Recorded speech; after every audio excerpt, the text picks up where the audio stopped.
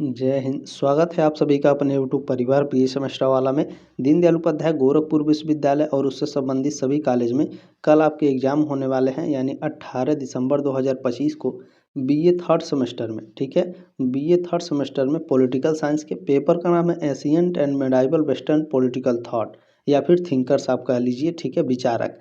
तो कहने का मतलब है ये आपका मॉडल पेपर 3 है। इसके पहले 2 मॉडल पेपर और 3 वर्षों का क्वेश्चन पेपर मैंने ऑलरेडी आपको दे दिया है। ये जो मॉडल पेपर है बहुत ही इंपॉर्टेंट होगा एग्जाम के पॉइंट ऑफ व्यू से। ठीक है, और ये जो क्लास है सभी बच्चे इस क्लास को देख सकते हैं जितने भी उत्तर प्रदेश में यूनिवर्सिटी है। ठीक है, देखिए पेपर कोड क्या है, POL 201F है। ठीक है, उत्तर प्रदेश में जितने भी यूनिवर्सिटी हैं सभी बच्चे इस क्लास को अटेंड करेंगे। ठीक है, चलें पहला क्वेश्चन देखें, पूछा गया है प्लेटो के अनुसार आदर्श राज्य के कितने तत्व हैं। प्लेटो के अनुसार आदर्श राज्य के 3 तत्व होते हैं। कौन कौन से 3 तत्व होते हैं? बी ऑप्शन आपका इसमें करेक्ट है, तो आपके लिए जानना अनिवार्य है। देखें, प्लेटो के आदर्श राज्य के 3 तत्व होते हैं। पहला है शासक वर्ग, दूसरा है सहायक वर्ग और तीसरा है उत्पादक वर्ग। ठीक है, तो शासक वर्ग में कौन कौन आते हैं? शासक वर्ग क्या होता है? यह सर्वोच्च वर्ग है शासक वर्ग, जिसमें सबसे बुद्धिमान और ज्ञानी व्यक्ति यानी दार्शनिक राजा होते हैं। ये तर्क और ज्ञान के आधार पर शासन करते हैं और न्याय सुनिश्चित करते हैं। ठीक है, और जो सहायक वर्ग है, तो ये सहायक वर्ग यह योद्धाओं का वर्ग है जो साहस से युक्त होते हैं। ये शासकों के आदेशों का पालन करते हैं और राज्य की सुरक्षा करते हैं। तीसरा है उत्पादक वर्ग। उत्पादक वर्ग में कौन आएगा? तो इसमें किसान हो गए, व्यापारी हो गए और जो कारगिर होते थे। कारगिर का कहने का मतलब है जो सामान वस्तुएं बनाते थे किसी भी प्रकार की कोई भी चीज़ की। ठीक है, तो इसमें शामिल होते थे उत्पादक वर्ग में। ये वर्ग वासना से प्रेरित होकर राज्य की भौगोलिक ज़रूरतों को पूरा करते हैं। ठीक है, 3 वर्ग होते हैं, तीनों मैंने आपको एक्सप्लेन करके बता दिया है। हाइप जरूर दे दीजिएगा क्लास को, HYPE हाइप। ठीक है, इस प्रकार से एक स्टार बटन बना होगा, ठीक है ना, उसे ज़रूर कर दीजिएगा क्लास को, और लाइक ज़रूर कर दीजिएगा ताकि क्लास को यूट्यूब भी रिकमेंड करे। ठीक है, देखिए राज्य व्यक्ति का विराट रूप है। बृहद रूप तो मैंने बताया है, विराट रूप किसने कहा है? ये भी क्वेश्चन पूछ सकता है। प्लेटो ने कहा है राज्य व्यक्ति का विराट रूप है। किसने कहा? प्लेटो ने। सी ऑप्शन आपका राइट है। चलिए नेक्स्ट क्वेश्चन तीसरा नंबर है कि किसने कहा कि, अच्छा मेरे हिसाब से जो थर्ड सेमेस्टर के एग्ज़ाम हो रहे हैं दीनदयाल उपाध्याय गोरखपुर विश्वविद्यालय में, जियोग्राफी के जो आपके एग्ज़ाम हुए थे बहुत ही हार्ड लेवल के एग्ज़ाम हुए थे। ठीक है ना, आपको मैं बता दूं इतने UGC नेट के जो एग्ज़ाम होते हैं उस लेवल के क्वेश्चन आपके एग्ज़ाम में आए हुए थे, तो ऐसा कहीं ना हो कि ये पॉलिटिकल साइंस के भी बताइए इतने हार्ड पेपर नहीं बनाना चाहिए। ठीक है ना, चलिए कोई बात नहीं है। देखिए नेक्स्ट क्वेश्चन है तीसरा नंबर, किसने कहा यदि प्लेटो आज जीवित होते तो वे आधुनिक साम्यवादियों से भी प्रबल साम्यवादी होते। ये जो स्टेटमेंट है बारकर का है। सी ऑप्शन आपका राइट है क्वेश्चन नंबर 3 का। चलिए प्रश्न नंबर 4 है, किसका कथन है कि प्लेटो की शिक्षा योजना अनेक दृष्टियों से अस्पष्टतया आधुनिक लगती है। तो ये जो कथन है वो मैक्सी का है। मैक्सी ने कहा था जो प्लेटो की शिक्षा योजना है वो अनेक दृष्टियों से आप जब देखेंगे तो ये स्पष्ट आपको आधुनिक लगेगी। ठीक है ना, सी ऑप्शन आपका करेक्ट है। चलिए नेक्स्ट क्वेश्चन 5 नंबर है कि निम्न में से किस तत्व को प्लेटो ने अधिक महत्व नहीं दिया। ठीक है, प्लेटो ने किस तत्व को अधिक महत्व नहीं दिया था? देखें इसमें इन्होंने उद्यमिता को अधिक महत्व नहीं दिया था। क्षुधा, उत्पादन, शौर्य और विवेक को इन्होंने महत्व दिया, उद्यमिता को नहीं दिया था। ऑप्शन नंबर ए राइट है क्वेश्चन नंबर 5 का। चलिए अगला प्रश्न है, ये भी एक स्टेटमेंट है बहुत ही ज़बरदस्त है। देखें, जब तक दार्शनिक राजा नहीं बनते या राजा दार्शनिक तब तक संसार के दोष नहीं समाप्त हो सकते। किसने कहा था? प्लेटो ने कहा था कि जब तक दार्शनिक राजा नहीं बनते या फिर राजा दार्शनिक नहीं बनते तब तक संसार के जो दोष हैं वो समाप्त होते ही नहीं हैं। ठीक है, या हो नहीं सकते हैं। सी ऑप्शन आपका राइट है। चलिए 7 नंबर प्रश्न है, थोड़ा ध्यान से देखेंगे। निम्नलिखित में से किसने कहा कि शासकों को किसी तरह की व्यक्तिगत संपत्ति धारण नहीं करनी चाहिए? जो शासक होते हैं, जो राजा होते हैं, उनको किसी भी तरह की व्यक्तिगत संपत्ति धारण नहीं करनी चाहिए, प्लेटो ने कहा था। ए ऑप्शन आपका राइट है। ठीक है, देखें एक सेकंड, देखें शासकों यानी गार्डियन वर्ग को व्यक्तिगत संपत्ति नहीं रखनी चाहिए, यह विचार प्लेटो का है। उन्होंने अपनी पुस्तक रिपब्लिक में कहा था। ठीक है, चलिए 8 नंबर प्रश्न है, यह किसका मत था कि, एक सेकंड, चले नेक्स्ट क्वेश्चन है, यह किसका मत था कि शासकों को संपत्ति का स्वामी नहीं होना चाहिए। वही क्वेश्चन है, घुमा करके दूसरे तरीके से पूछा है। ठीक है, प्लेटो ने कहा था या फिर प्लेटो का मत था कि जो शासक होते हैं ये इन्हें संपत्ति का स्वामी नहीं होना चाहिए, या इनके पास पर्सनल जो है इनको अपने पास पर्सनल संपत्ति नहीं रखना चाहिए। ठीक है, बी ऑप्शन आपका राइट है। देखिए यहाँ पर भी देख लेंगे, प्लेटो का दृढ़ मत था कि शासक वर्ग यानी जो अभिभावक वर्ग है उसको निजी संपत्ति का स्वामी नहीं होना चाहिए। ठीक है ना, चलें नेक्स्ट क्वेश्चन देखेंगे। पूछा गया है कि प्लेटो द्वारा राजनीति शास्त्र में प्रयुक्त पद्धति है। प्लेटो ने राजनीति शास्त्र में, अच्छा, प्लेटो और अरस्तु इन दोनों ने राजनीति शास्त्र में अपने अपने पद्धतियाँ प्रस्तुत की थी। प्लेटो ने जो अपनी राजनीति शास्त्र में पद्धति प्रयुक्त की थी वो निगमनात्मक पद्धति की थी। अरस्तु ने जो पद्धति प्रयुक्त की थी वो आगमनात्मक पद्धति की थी। ठीक है, दोनों को याद रखिएगा, बी ऑप्शन आपका राइट है यहाँ पे। अगला प्रश्न देखेंगे 10 नंबर। देखिए, हाब्स ने जिस सिद्धांत का खंडन किया वह है, थॉमस हाब्स ने जिस सिद्धांत का खंडन किया था उसका नाम क्या है, दैवी अधिकार। ठीक है, थॉमस हाब्स जिस सिद्धांत का खंडन किए थे वो कौन है, दैवी अधिकार है। बी ऑप्शन आपका राइट है। दैवी अधिकारों को थॉमस हाब्स ने खंडन किया था। ठीक है, 11 नंबर प्रश्न है कि प्लेटो के अनुसार निम्न में से कौन एक मानव मस्तिष्क का अंग नहीं है। तो प्लेटो के अनुसार विवेक, साहस और क्षुधा ये तीनों क्या है, प्लेटो के अनुसार मानव मस्तिष्क के अंग है। उद्यमिता आपके नहीं है, डी ऑप्शन आपका राइट है। चलिए नेक्स्ट क्वेश्चन देखेंगे। 12 नंबर पूछा गया है, निम्नलिखित में से कौन सा प्लेटो की रिपब्लिक का प्रधान पात्र नहीं है, बताइए। बहुत ही इंपॉर्टेंट क्वेश्चन है। देखें इसमें ग्लाकन, एडिमेंटस और पोलीमार्कस ये तीनों के तीनों आपके प्लेटो की रिपब्लिक के प्रधान पात्र हैं। प्रोटागोरस नहीं है। ठीक है ना, एक सोफिस्ट थे प्रोटागोरस। बी ऑप्शन आपका राइट है क्वेश्चन नंबर 12 का। अब ध्यान रखिएगा, रिपब्लिक का जो रिपब्लिक इनकी रचना है प्लेटो की, इनमें कौन कौन से पात्र थे आप लोग एक ही बार में याद रख लीजिए ताकि आपको बार बार याद करने की ज़रूरत ना पड़े। ठीक है, देखिए प्लेटो की प्रसिद्ध रचना रिपब्लिक एक संवाद यानी एक डायलॉग है जिसके प्रमुख पात्रों में शामिल है कौन कौन। पहले सुकरात हैं, पहले मैं नाम बता देता हूँ। सुकरात हैं, ग्लाकन है, एडिमेंटस हैं, पोलीमार्कस हैं, सेफलास हैं और कौन है, थ्रेसिमेकस हैं। ठीक है, इसमें जो प्रोटागोरस है ये स्वयं एक प्रसिद्ध सोफिस्ट थे और वह प्लेटो की रिपब्लिक का प्रधान पात्र नहीं था। ठीक है ना, इसमें सुकरात हैं। ठीक है, रिपब्लिक में सुकरात हैं, तो यह संवाद का प्रधान वक्ता और प्लेटो का गुरु, वह न्याय, आदर्श राज्य और दार्शनिक राजा के सिद्धांत की व्याख्या करता है सुकरात। ठीक है, ग्लाकन का क्या उसमें काम है रिपब्लिक पुस्तक में, तो ये प्लेटो के बड़े भाई। ठीक है, एडिमेंटस का क्या काम है रिपब्लिक पुस्तक में, तो प्लेटो के दूसरे बड़े भाई हैं। ठीक है, पोलीमार्कस कौन है, एक अमीर व्यापारी के बेटे थे। सेफलास कौन है, रिपब्लिक पुस्तक में एक बुजुर्ग आदमी है, अमीर और सम्मानित व्यक्ति है। ठीक है, इसमें सेफलास क्या है रिपब्लिक पुस्तक में, एक सोफिस्ट जो न्याय को शक्तिशाली का हित मानता है। ठीक है, ये क्वेश्चन कई बार आपके एग्जाम में पूछा है, ध्यान रखिएगा। चले इसमें प्रश्न नंबर 13 पूछा गया है, सुमेलित कीजिए। इस प्रकार के क्वेश्चन आपके एग्जाम में आएंगे 100% मेरे हिसाब से। देखिए सूची 1 दिया है, सूची 1 में क्या है गुरुजी, ऑन लिबर्टी पुस्तक का नाम है। सूची 2 में क्या है, प्लेटो यानी लेखक का नाम दिया है। पुस्तक को लेखक के नाम से मिलान करना है। ठीक है, चले देखते हैं ऑन लिबर्टी को किसने लिखा है। ऑन लिबर्टी को किसने लिखा है बताइए आप सभी लोग। ऑन लिबर्टी को लिखा है जे.एस. मिल ने। ठीक है ना, इसमें चौथा ऑप्शन आपका करेक्ट है। Lectures on the principle of political obligation, इस पुस्तक को टी.एच. ग्रीन लिखा है। बी का हो गया आपका दूसरा। न्याय का सिद्धांत प्लेटो ने दिया है, आपने कई बार पढ़ा है। सी का ऑप्शन नंबर इसमें पहला हो गया। ठीक है, बाकी लास्ट वाला बचा है। देखिए समानुपातिक समानताएं रूप में न्याय, अरस्तु ने। ठीक है, डी का हो गया चौथा।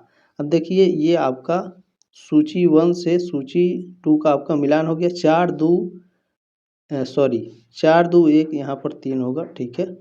4 2 और 1 और 3, ठीक है। चलिए देख लेते हैं ये किस वाले में है। देखिए ये टाइपिंग हुई है इस वजह से इसमें सही से नहीं दिख रहा है, लेकिन जब आपको ये क्वेश्चन पेपर में मिलेगा तो काफ़ी अच्छे से मिलेगा देखने के लिए, ठीक है। 4 2 1 3 आपका ऑप्शन नंबर डी में है। चलिए नेक्स्ट क्वेश्चन देखें, ये भी सुमेलित करना है आपको सूची 1 से सूची 2 से। सूची 1 में क्या है, शक्तिशाली के हित में न्याय, ठीक है। और दूसरे में क्या है, प्लेटो। तो एक प्रकार से यह सिद्धांत दिए गए हैं और इसमें उस सिद्धांत को देने वाले जो महान व्यक्ति हैं उनके नाम दिए गए हैं सूची 2 में। तो इसको सुमेलित करना है, तो शक्तिशाली के हित में न्याय ये किसने दिया है, ये थ्रेसिमेकस ने दिया है। मैंने कई बार आपको पढ़ाया है, अच्छे से याद रखेंगे। दूसरा करेक्ट हो जाएगा स्वर्णिम संतुलन। इसको तो मैंने क्वेश्चन पेपर में आपको बताया था। स्वर्णिम संतुलन का सिद्धांत किसने दिया है, तो अरस्तु महोदय ने दिया है, ठीक है ना। बी का हो गया आपका इसमें तीसरा, ठीक है ना। क्लियर हो गया। गुफा का सादृश्य सिद्धांत किसने दिया है, तो गुफा का सादृश्य सिद्धांत इसमें दिया है प्लेटो महोदय ने। सी का हो जाएगा आपका पहला, ठीक है। स्त्री के रूप में भविष्य, स्त्री के रूप में जो भविष्य है ये मैकियावेली ने दिया है, ठीक है। इसमें आपका हो जाएगा डी का चौथा, ठीक है। 2 3 1 4 ये आपका करेक्ट आंसर है। 2 3 1 4 देख लेंगे किस में है। देखिए ऑप्शन नंबर बी में दिया हुआ है 2 3 1 4, ठीक है। बी ऑप्शन करेक्ट हो जाएगा। चलिए अगला प्रश्न है 15 नंबर, राजनीति शास्त्र सर्वोत्तम विज्ञान है किसने कहा। ये स्टेटमेंट किसका है, तो आप कहेंगे अरस्तु का है, बिल्कुल बी ऑप्शन आपका राइट है। देखिए एक क्वेश्चन सेम इसी तरीके से था क्वेश्चन पेपर में, उसको मैंने एक्सप्लेन करके बता दिया है। उम्मीद है कि आपसे वो गलती नहीं होगी, ठीक है। तो उसमें देखें अरस्तु का नाम था ही नहीं उस वाले क्वेश्चन में, प्लेटो का नाम था। प्लेटो आपका राइट आंसर था, ठीक है ना। तो वो वाला क्वेश्चन पेपर में है, जा करके आप लोग देख लीजिएगा। सेम इसी तरीके से वो भी पूछा गया था, ठीक है। चले अगला प्रश्न क्या है, देखिए पूछा गया है कि परिवार नागरिक गुणों की प्रथम पाठशाला है, यह कथन किसका है। ये स्टेटमेंट किसने दिया था, अरस्तु महोदय ने कहा था कि जो परिवार होता है ये नागरिक गुणों की प्रथम पाठशाला होता है। सी ऑप्शन आपका राइट है। अगला प्रश्न देखिएगा, अरस्तु सिकंदर का गुरु कब बना। अरस्तु सिकंदर महान का गुरु था, कब बना था, 346 ईसा पूर्व में बना था। बी ऑप्शन आपका करेक्ट है। अगला प्रश्न देखेंगे 18 नंबर है, राज्य की सत्ता उत्तम जीवन के लिए है, न कि केवल जीवन व्यतीत करने के लिए, किसका कथन है। तो ये स्टेटमेंट अरस्तु का, इन्होंने कहा था कि राज्य सत्ता उत्तम जीवन के लिए होती है, राज्य की सत्ता, न कि केवल जीवन व्यतीत करने के लिए, जीवन काटने के लिए, ठीक है ना।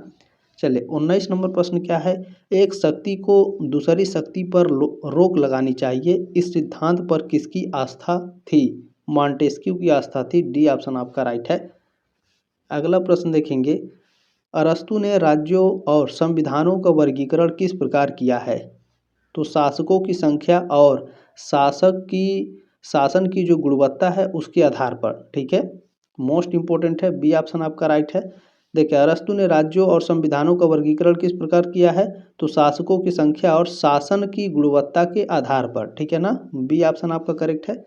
अगला प्रश्न देखेंगे 21 नंबर, निम्नलिखित में से कौन सही सुमेलित है। सही सुमेलित कौन सा है इसमें से, तो देखें अरस्तु आगमनात्मक पद्धति को मानते थे, ये इसका बिल्कुल करेक्ट आंसर है। ए ऑप्शन आपका राइट हो जाएगा। चलिए अगला प्रश्न है 22 नंबर, देखो पूछा गया है अरस्तु के अनुसार राज्य क्या है। यहाँ पर राज्य नहीं दिया है, डायरेक्ट केवल इतना पूछा है कि अरस्तु के अनुसार राज्य एक दैवी संस्था है, राज्य एक कृत्रिम संस्था है, राज्य शक्ति की कृति है, या राज्य एक प्राकृतिक संस्था है, बताइए। तो अरस्तु के अनुसार राज्य क्या है, एक प्राकृतिक संस्था है, ठीक है ना। डी ऑप्शन आपका करेक्ट हो जाएगा। अगला क्वेश्चन देखेंगे 23 नंबर पूछा गया है, तुलनात्मक राजनीति का प्रथम अग्रगामी विचारक कौन था। तुलनात्मक राजनीति का सबसे पहले जो विचारक हैं वो अरस्तु महोदय थे, ठीक है ना। बी ऑप्शन आपका करेक्ट हो जाएगा। याद रखिए तुलनात्मक राजनीति के बारे में पूछा है और क्या कह रहा है कि प्रथम अग्रगामी विचारक, यानी सबसे पहले जो विचारक थे, ठीक है। चले अगला प्रश्न है 24 नंबर की, अरस्तु के अनुसार सरकार का सर्वोत्तम प्रकार था। सरकार का सर्वोत्तम प्रकार था पॉलिटी। ये क्वेश्चन पेपर भी मैंने आपको पढ़ाया था, ठीक है। बी ऑप्शन आपका करेक्ट हो जाएगा। अगला प्रश्न देखेंगे 25 नंबर। किसने कहा है कि निर्धनता अपराध व क्रांति की जननी है? ये स्टेटमेंट है अरस्तु महोदय का। इन्होंने कहा था कि जो गरीबी होती है वो अपराध व क्रांति की जननी होती है। ठीक है, चले नेक्स्ट क्वेश्चन है, पहला राजनीतिक वैज्ञानिक कौन था? पहला राजनीतिक वैज्ञानिक अरस्तु महोदय थे। ठीक है ना, पहला राजनीतिक वैज्ञानिक अरस्तु, बी ऑप्शन आपका राइट है। चलिए नेक्स्ट क्वेश्चन है, राज्य शब्द का आधुनिक अर्थ में प्रथम बार प्रयोग किया गया था किसके द्वारा? बताइए। मैकियावेली के द्वारा राज्य शब्द का आधुनिक अर्थ में प्रथम बार प्रयोग किया गया था। ठीक है ना, बी ऑप्शन आपका राइट है। अगला प्रश्न देखिएगा 28 नंबर है कि कौन राज्य को गुणों की साझेदारी मानता है? कौन है जो राज्य को गुणों की साझेदारी मानता है? तो यह अरस्तु महोदय हैं। बी ऑप्शन आपका करेक्ट है।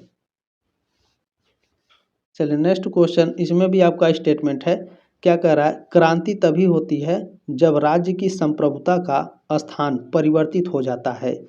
तो यह अरस्तु ने कहा था। अरस्तु ने कहा था कि क्रांति तब होती है जब राज्य की जो संप्रभुता है, ठीक है ना, एक तरीके से कहा जाए कॉन्स्टिट्यूशन ही मान लीजिए, ठीक है, उसके स्थान को यदि परिवर्तित कर दिया जाता है तो क्या होता है? क्रांति हो जाती है। ठीक है, बी ऑप्शन आपका राइट है। मेरी कोशिश यही है कि थोड़ा सा आपको लोकल लैंग्वेज में बिल्कुल सरल तरीके से पढ़ाने का प्रयास है। देखिए, निम्नलिखित में से कौन एक सोफिस्ट विचारक नहीं है?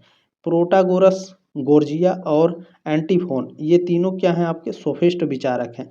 सुकरात आपके सोफिस्ट विचारक नहीं हैं। ऑप्शन नंबर ए करेक्ट हो जाएगा आपका। अगला प्रश्न देखेंगे 31 नंबर, निम्नलिखित में से कौन प्लेटो का समर्थक है? प्लेटो के समर्थक कौन थे? तो देखें, इसमें जो आपके लेविंसन हैं ये आपके प्लेटो के समर्थक थे। ठीक है, डी ऑप्शन आपका राइट है, बाकी ये आपके समर्थक नहीं थे।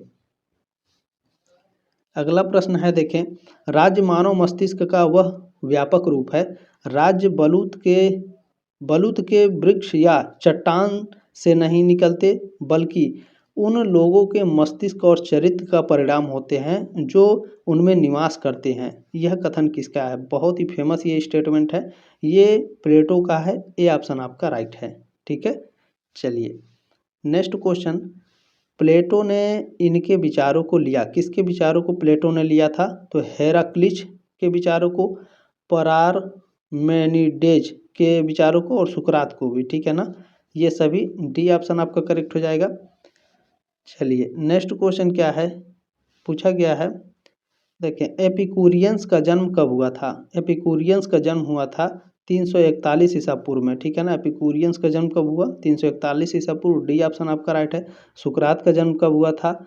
प्लेटो का जन्म कब हुआ था? अरस्तु का जन्म कब हुआ था? संत थॉमस एक्विनास, संत अंगस्टाइन का जन्म कब हुआ था? देखिए, जितने भी इसमें आपके महान व्यक्ति हैं उनके जन्म और मृत्यु को भी आप लोग लिख कर याद कर लीजिए। ठीक है, हो सकता है अगर पूछ ले तो आपको 1.5 नंबर 3 नंबर आराम से मिल जाएंगे। ठीक है, प्लेटो का जन्म कब हुआ था? तो प्लेटो का जन्म लगभग 428 से 427 ईसा पूर्व में एथेंस, यूनान में हुआ था। जो एथेंस के स्वर्ण युग के अंत का समय था। वह एक महान प्राचीन यूनानी दार्शनिक थे प्लेटो, और पश्चिमी दर्शन के संस्थापक विचारकों में से एक माने जाते हैं।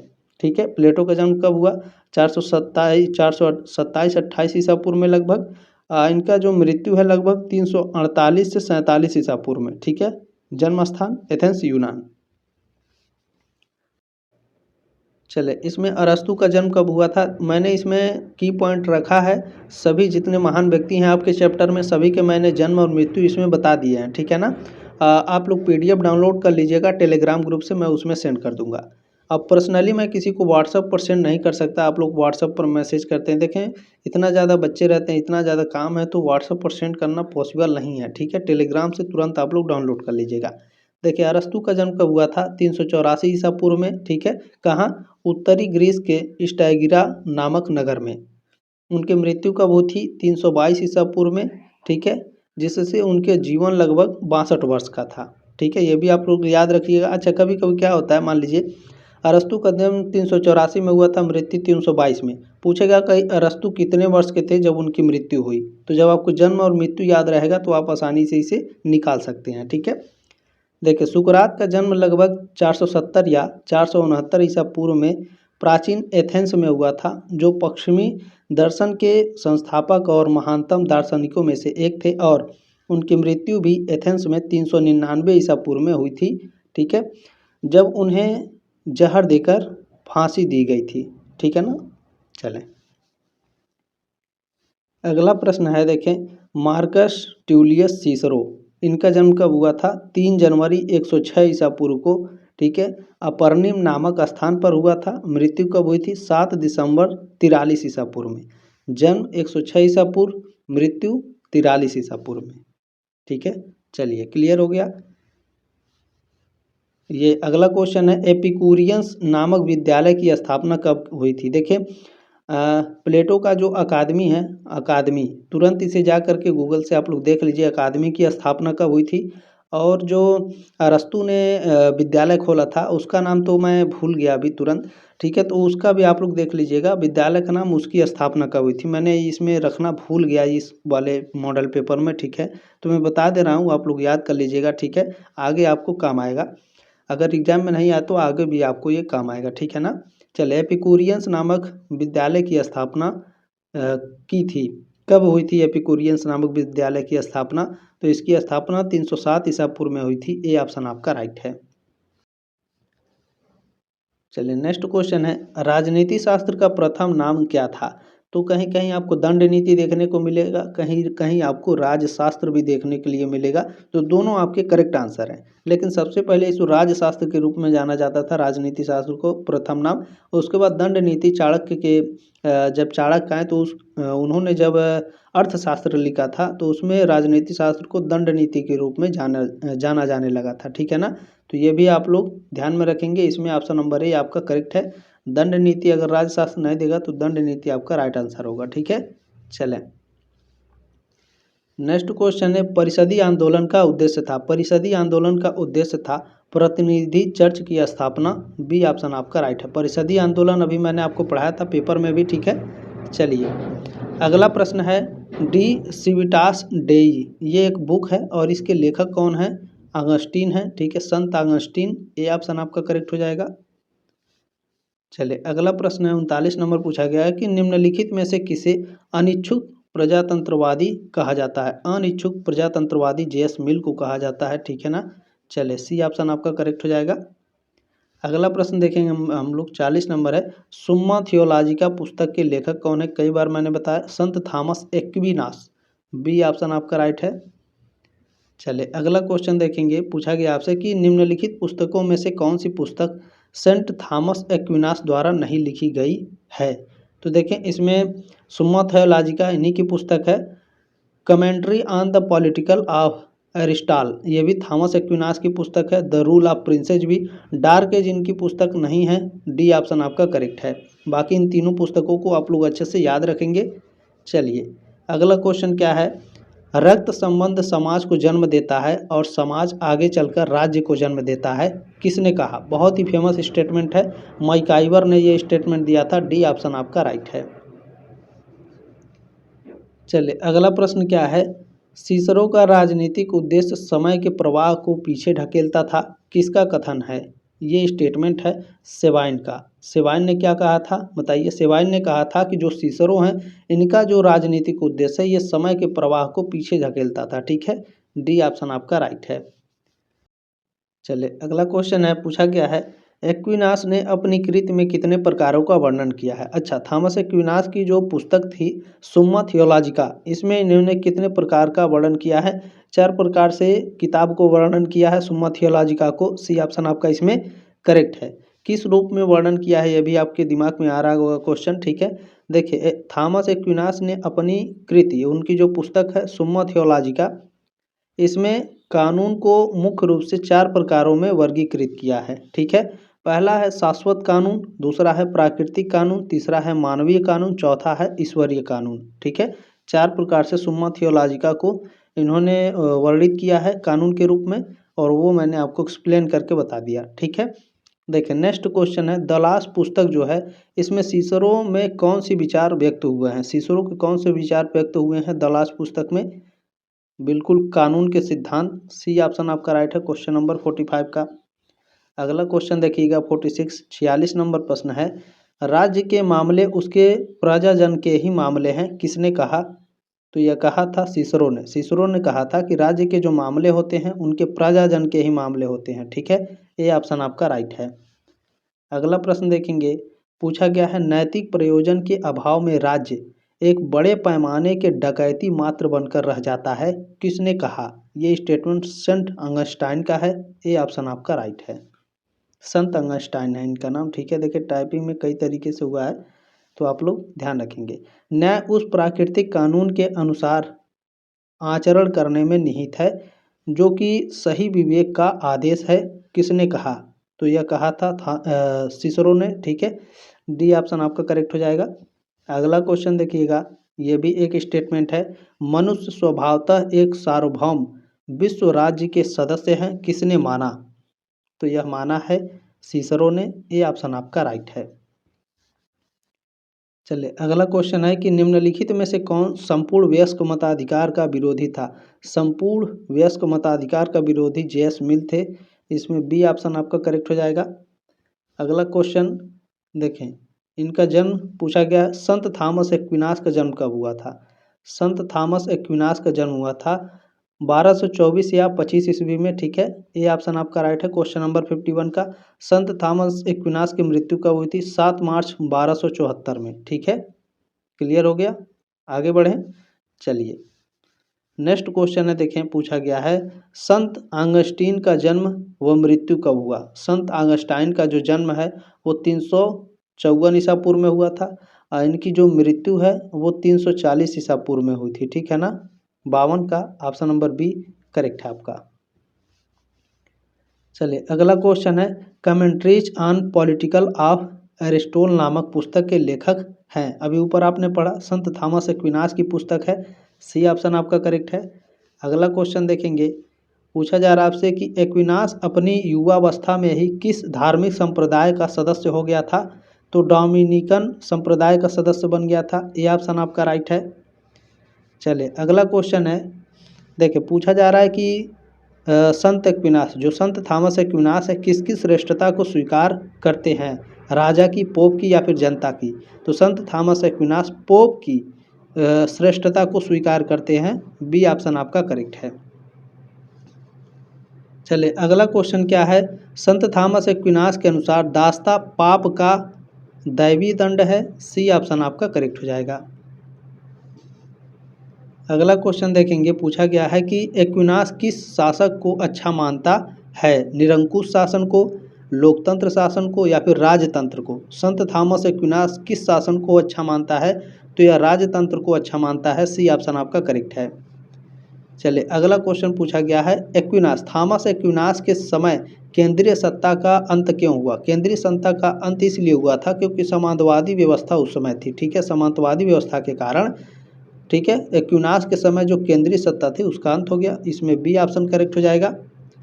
अगला प्रश्न देखेंगे, 59 नंबर क्या पूछा गया है, मध्य युग का महानतम समन्वयवादी विचारक किसे माना जाता है? मध्य युग का, ठीक है, महानतम समन्वयवादी विचारक ये संत थॉमस एक्विनास को माना जाता है। ठीक है ना, महानतम समन्वयवादी विचारक संत थॉमस एक्विनास। ये ऑप्शन आपका करेक्ट है।